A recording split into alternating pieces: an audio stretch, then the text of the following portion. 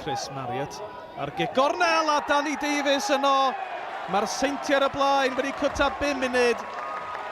Oedd hi'n gig gornel dda di chwipio mewn, oedd wedi braidd yn agos at y golwr yn doedd.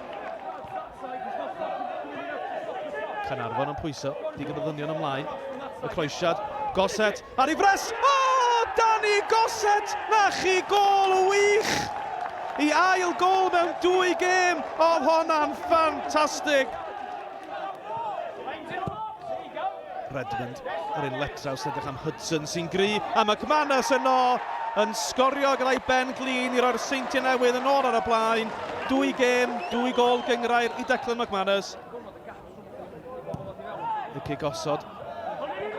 Nôl at Marriott. Amser i Anelli. Y croesiad! A Louis Bradford yno i rwydo'i gol gyntaf erioed i'r Seintiau. Mae'n 2-1 a chwarter awr tan yr egwyl.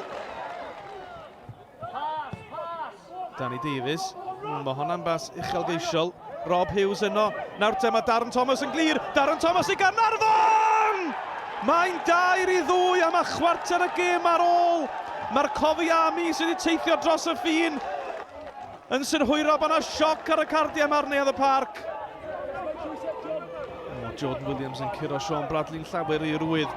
Williams i mewn at y canol, y golwr ni chael i McManus. Feddwl lefed i'r rhwydo. Adrian Sislovic, y gic yn y nisel, a Hudson yn gwbl glir i adfer y 2 gol o fantes. 73 o funudau wedi chwarae, dos bosib bod y pwyntiau'n saff nawr. Thomas i Bradley, mae Gwion Dafydd i fyny hefyd. Sean Bradley, y bêl yn gwiro i'r gŵr ifanc! Mae'n 4-2 a mae yna 5 munud yn weddill. Yr hogyn 1 ar 15 mlwydd oed, o ddim angen gofyn iddo fe ddwywaith. Ni di chwarae 4 munud dros y 90. A dyna hi, Ashley Baker, 5-2 am gêm ryfeddol ar neuadd y parc. A'r Seintiau'n fuddigol yn y pen draw.